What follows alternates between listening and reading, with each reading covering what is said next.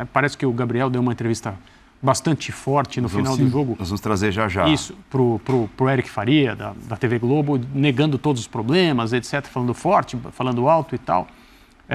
Esse tipo de manifestação também é esperado depois de uma vitória por 2-0, ele faz um gol, né?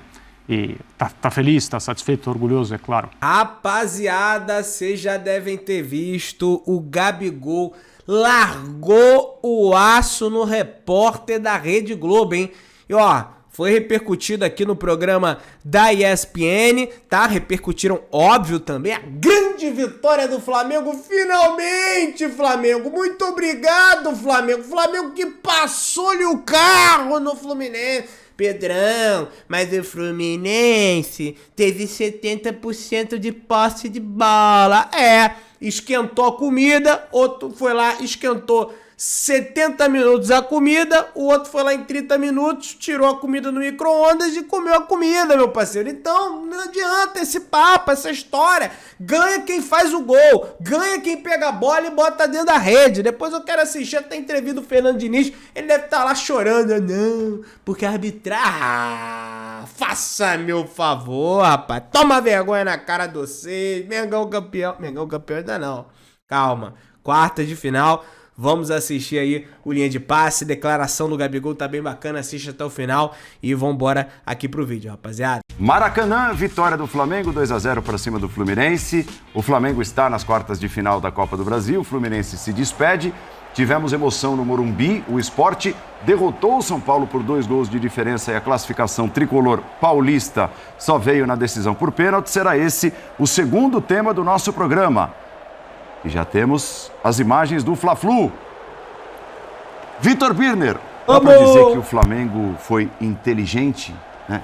Ao parar o Fluminense, fez um jogo de inteligência com menos posse de bola, mas não deixou muitos espaços para o Fluminense se criar, para o Fluminense crescer e aproveitou as oportunidades que teve. Tudo bem, Paulo? Boa noite a você, Calçade, André, Pedro Ivo, aos fãs das fãs do esporte. Eu acho que nesse momento talvez seja o possível. E eu fico aqui um pouco dividido. Eu achei que o Flamengo marcou bem em grande parte do jogo. E esse é o grande mérito do Flamengo na partida de hoje. Tem um time talentoso, conseguiu fazer o seu gol, ganhou por 1-0. Fico só me perguntando um pouco se isso não tem a ver também com o momento do Fluminense com mais dificuldade de criação, porque o time oscila bastante nessas últimas partidas. Eu vou dizer o que falei em outras edições do Linha, eu acho isso natural. Acho que os times vão oscilar durante a temporada. Isso acontece com todas as equipes, ou quase todas as equipes. Esse não é um bom momento, não é o melhor momento do Fluminense no ano. E o time, mesmo com muita posse de bola, teve bastante dificuldade para fazer algo que é muito característico da equipe, que é finalizar dentro da área em condições de marcar o gol. Não é finalizar de qualquer lugar. A marca do Fluminense, as marcas do Fluminense são o jogo de aproximação, troca de passe rápida, capacidade de envolver o adversário e de entrar na área. E o Fluminense não teve dificuldade com isso só contra o Flamengo. Ele também teve dificuldade no segundo tempo contra o Corinthians, ele vem tendo em alguns jogos essa dificuldade. E o Flamengo soube usar. Porque se o Flamengo decidisse fazer um jogo mais à feição do seu elenco, que para mim é um jogo fluido, com bola, de construção, de imposição técnica, porque o Flamengo tecnicamente tem um elenco superior ao do Fluminense, o Flamengo provavelmente daria os espaços que o Fluminense deseja. Então sim, a resposta à sua pergunta era o possível, aí necessário era classificar, mas é óbvio que para o Flamengo ser o que o torcedor espera e o que ele pode ser com o Sampaoli ainda há um caminho muito longo. Tudo bem, André? Boa noite. Boa noite, Paulo. Boa noite, amigos. Uma ótima noite ao pessoal em casa. O Fluminense é uma dessas equipes que impõe aos seus adversários a pergunta: como você vai lidar com a minha posse? Porque eu vou ter a bola. Isso vai acontecer. E existem diferentes abordagens a isso. No primeiro jogo na Copa do Brasil, o Flamengo falou: eu vou te atrapalhar ao máximo, desde o início. Eu vou complicar muito as suas ideias. Eu vou tornar a sua vida muito difícil. E eu vou fazer isso durante quase todo o tempo. Ou pelo menos durante quase todo o tempo que eu conseguir, que eu tiver pulmões, né? E foi uma tentativa ousada do Sampaoli naquele dia. Foi a primeira vez que a gente viu um Flamengo atuando daquela maneira. E o Flamengo conseguiu. Faltou ganhar o jogo. Por isso, as perguntas todas ficaram para a noite de hoje. Saindo um pouco da Copa do Brasil, mas continuando a falar sobre como lidar com essa característica do Fluminense, o Corinthians, no fim de semana pelo Campeonato Brasileiro, optou por um outro caminho. No caso, muito provavelmente o único caminho que, naquele momento, a comissão técnica do Corinthians entendia que seria possível marcar mais atrás, suportar a posse, tentar se defender de todas as maneiras. E aí, a partir do momento em que havia espaços e no segundo tempo, isso ficou muito claro, o Corinthians teria de ser eficiente. E foi. O Flamengo hoje não fez aquilo que tentou fazer e conseguiu na primeira partida, mas também não fez uma marcação recuada. Então, eu entendo que o Flamengo apresentou para o Fluminense o mesmo tipo de proposta. Eu vou tentar te atrapalhar ao máximo e eu vou conseguir desligar os seus mecanismos. No segundo tempo, para ser mais curto aqui, agora nesse início, me pareceu que o Fluminense sentiu fisicamente o jogo e também tive a impressão de uma vibração maior dos jogadores do Flamengo no sentido de buscar a bola dividida, de chegar primeiro. O jogo ficou descontrolado no final e o Flamengo teve muito mais chances de fazer o segundo do que o Fluminense teve de empatar, como aconteceu, gol do Gabriel.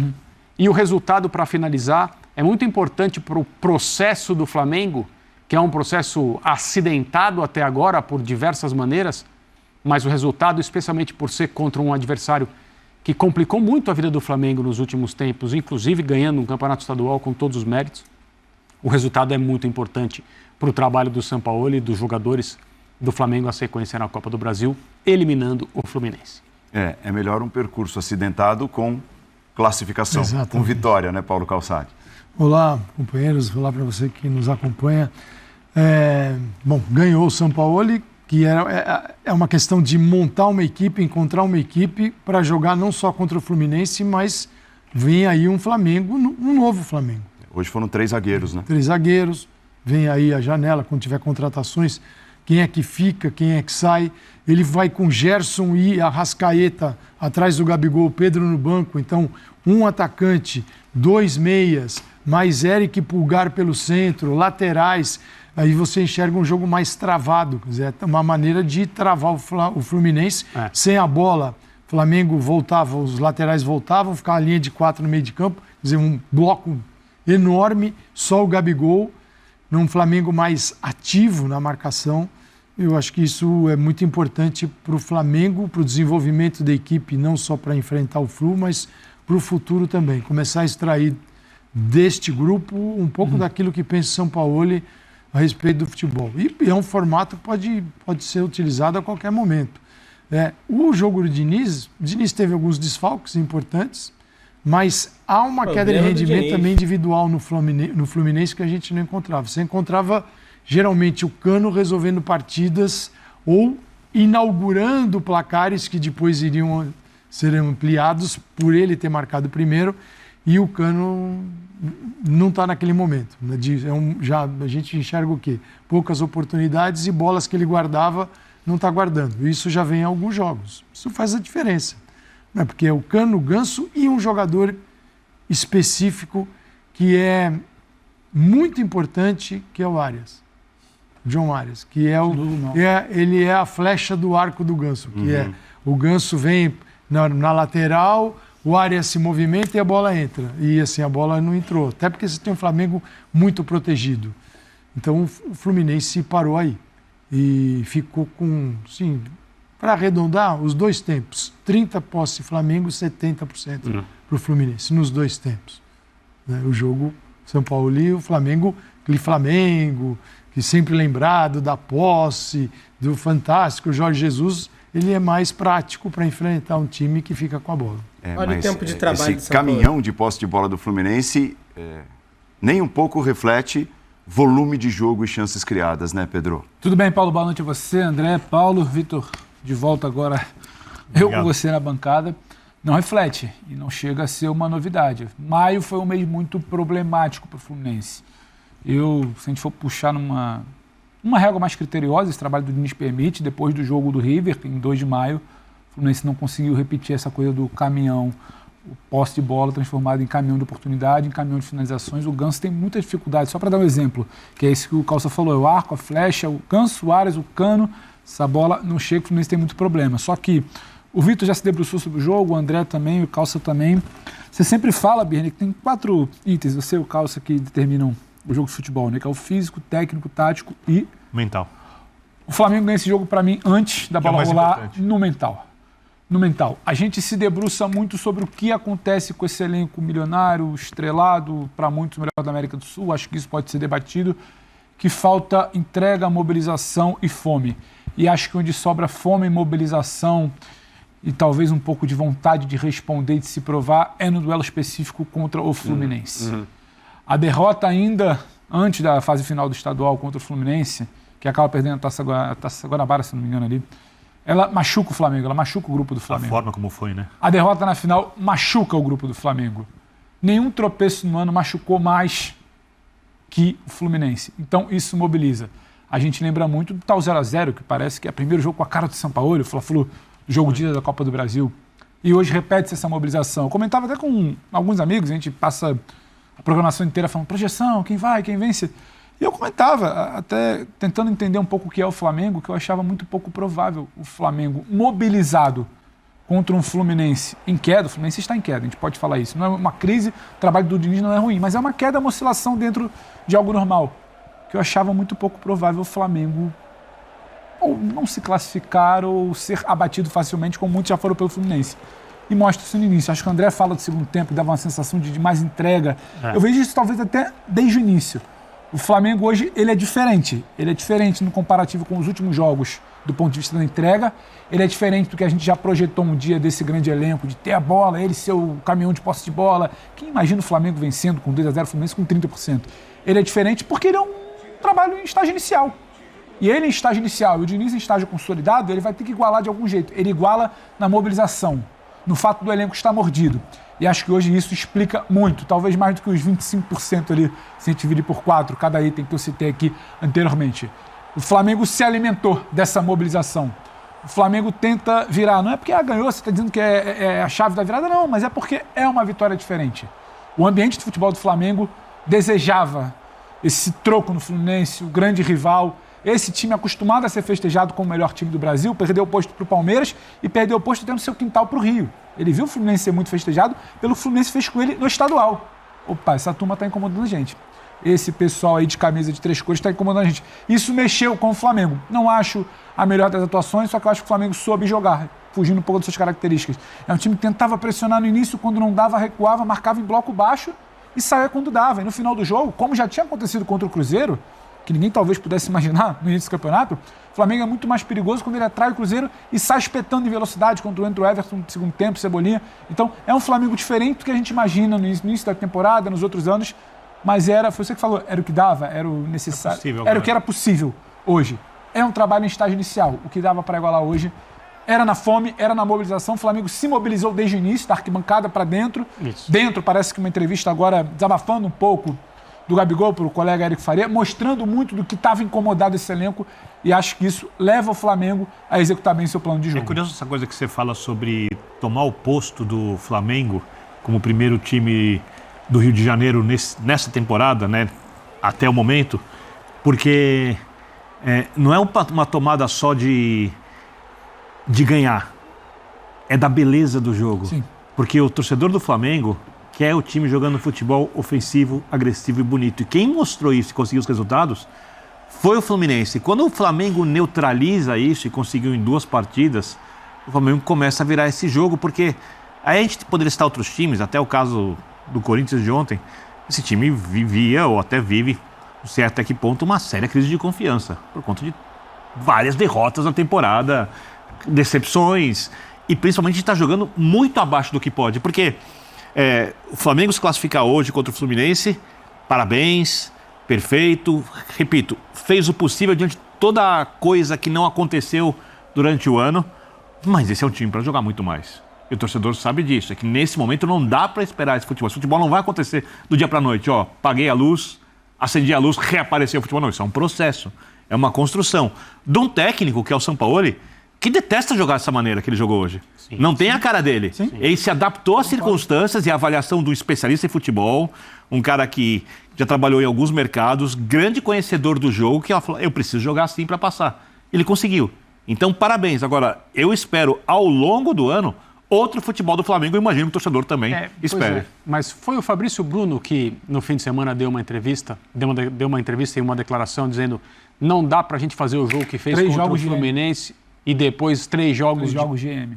Sim, ele fala. E aí é pedir desculpa pro torcedor que deixa de comprar comida para vir aqui e tal. Isso. Esse tipo de declaração, que foge um pouco ao normal, ele abre uma porta, né, para aquilo que é interno e poucas vezes o lado externo consegue enxergar. Que mostra, não necessariamente que há problemas de relacionamento, né, parece que o Gabriel deu uma entrevista bastante forte no final do jogo. Nós vamos trazer já. Isso, pro Eric Faria, da TV Globo, negando todos os problemas, etc., falando forte, falando alto e tal. Esse tipo de manifestação também é esperado depois de uma vitória por 2-0, ele faz um gol, né? E tá feliz, está satisfeito, orgulhoso, é claro. Mas eu não estou querendo dizer que a declaração do Fabrício Bruno mostra que há problemas no grupo do Flamengo ou do grupo com a comissão técnica, não estou falando nada disso. Eu estou falando que revela a própria indignação de um jogador em relação ao que está acontecendo, pelo fato do grupo coletivamente não conseguir dar sequência àquilo. Sim. E porque não é pebolim. Exato. E também não é videogame. É muito provável, fala-se de um grupo estrelado, de jogadores saciados, outros que estão chegando com mais fome, mas não se sentindo, entre aspas, donos do local, donos do ambiente. Não é fácil, é claro que tudo isso precisa ser considerado. Mas é provável também que o grupo de jogadores do Flamengo esteja tentando ao máximo entender o futebol que o São Paulo lhe propõe e até agora sem sucesso. Do ponto de vista prático. O mais curioso, André, é que o jogador que atuou com ele, que ele gosta, o Gerson, é o que entende melhor. Isso. Hoje o Gerson fez um ótimo jogo, principalmente no aspecto defensivo. E ele tem outras virtudes, todos conhecemos. 7 duelos no chão, 7 duelos ganhos. Exato. Então, por exemplo. No momento em que o jogador diz, olha, não dá pra gente fazer um jogo tão bom e 3 uma porcaria, esse cara ele tá dizendo, olha, nós não estamos entendendo direito por que isso está acontecendo. E isso precisa ser lembrado sempre. O trabalho é um trabalho em estágio inicial, é um trabalho que pretende que os jogadores do Flamengo pratiquem um futebol que eles ainda não praticaram. Isso não vai acontecer da noite para o dia. E, por enquanto, resultados como esse vão dando enorme valor, né? Exato. Os nossos comentaristas já citaram aqui a entrevista, forte entrevista que o Gabigol concedeu assim que o jogo terminou ao nosso colega, o Eric Faria, do Grupo Globo. Nós vamos trazer, não exatamente o calor, né, da conversa entre os dois, mas, pelas aspas, um pouco daquilo que disse o Gabigol nessa conversa final, logo depois da partida. Aspas para o Gabigol. Acho que o trabalho tem de ser feito desde os treinos, desde o ninho. Tem muita gente que fala muita besteira. Acho que vocês da imprensa criam algumas coisas e a torcida vem para o Maracanã com um pouco de má intenção com os jogadores. Isso nunca aconteceu aqui no clube desde a época do Diego, do Arão. Virando a página. Temos problemas da gente com vocês na imprensa. Vocês criam coisas na cabeça do torcedor, criam coisa dentro do clube. Vocês da imprensa tentam colocar. O Flamengo é o nosso amor. O Flamengo não é Big Brother, com câmera, com fofoquinha. É um grande time, é o maior do Brasil, com jogadores de futebol atrás do sonho próprio e do clube.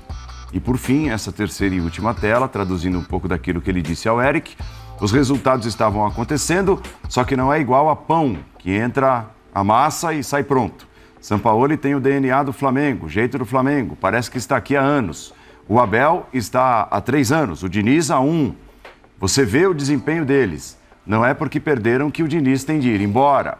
É claro que tem de haver cobranças, mas cobranças justas, não que tenha briguinha.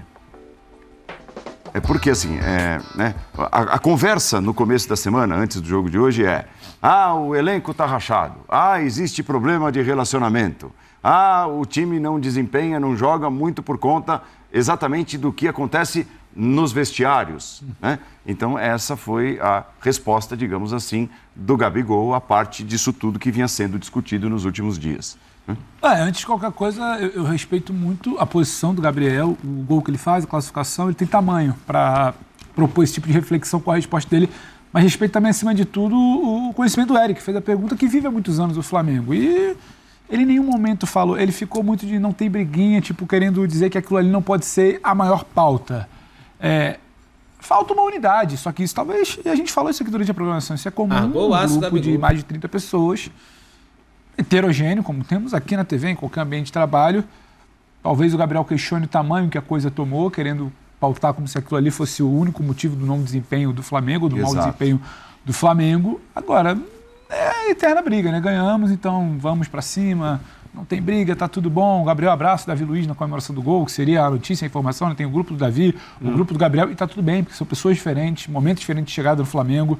O Gabriel experimentou, que o Davi não experimentou, o Davi experimentou só a cobrança, o Gabriel experimentou a glória, a cobrança e oportunidade de redenção diversas vezes. Davi também pra mim a pauta não é tem briga ou não tem briga. O Gabriel, ele aproveita o momento, ele tem tamanho, ele propõe uma reflexão do tipo, olha só, a pauta principal não é a briga, não deixamos de jogar por conta de discussão. Em nenhum momento, talvez ele seja veemente e falar, não existe isso aqui.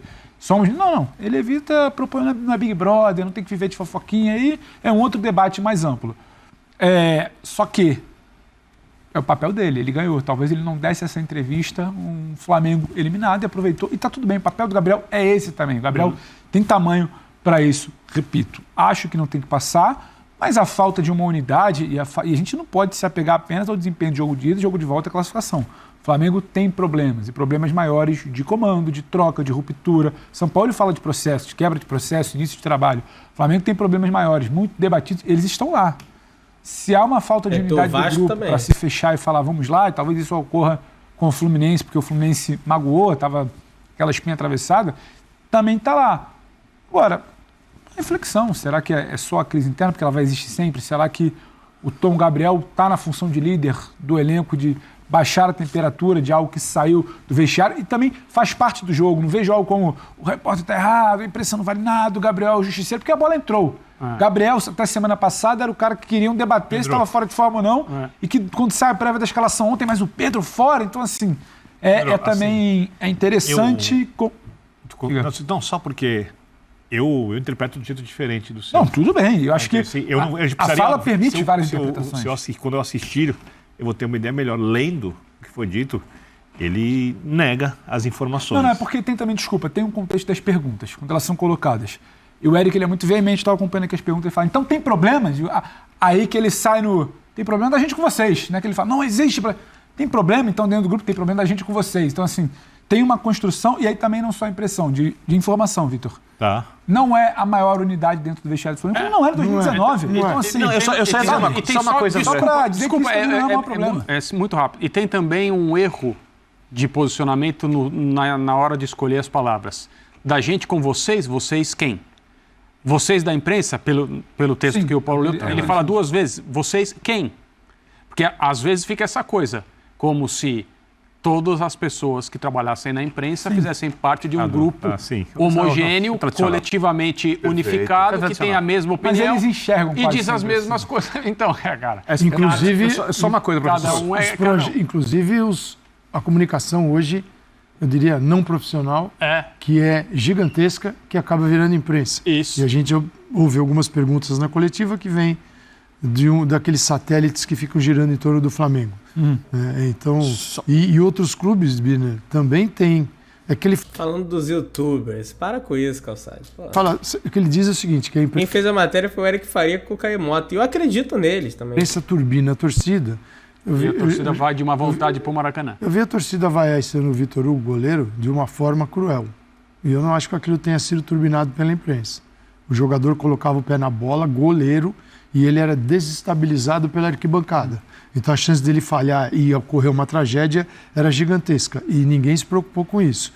E tem times que a torcida vai para cima quando o juiz apita o final do jogo. Vou dar um exemplo, do Corinthians. Fase era horrorosa até 2 jogos atrás. Durante o jogo, era apoio incondicional. Depois do jogo é reunião com o torcedor, é com o jogador, é protesto na porta de não sei o quê. Então é o seguinte, e você pode dizer o mesmo, que eles também eram impactados pela imprensa, mas esses não reagiam da mesma forma. Então existem comportamentos diferentes. Se não parece ter um padrão aí... Não, padrão não existe. Isso não existe. Isso não existe. Até porque nós da imprensa pensamos coisas diferentes uns dos outros, temos ideias diferentes, uns trabalham pensando de uma forma, outros de outra. Tem os que trabalham pensando muito mais nos aspectos das coisas que acontecem no campo ou nos bastidores, tem outros que pensam em como gerar audiência, tem todo tipo.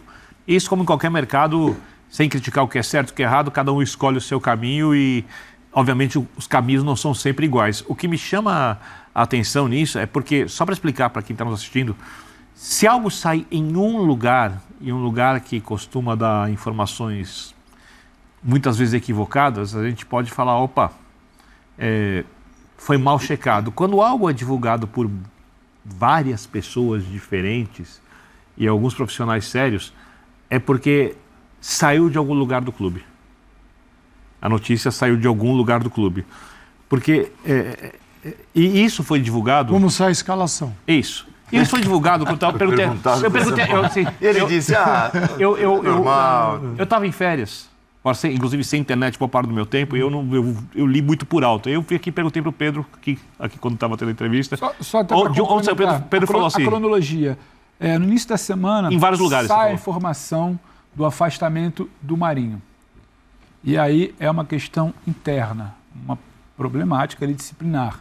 Opa, não é só disciplinar, tem uma questão comportamental de vestiário.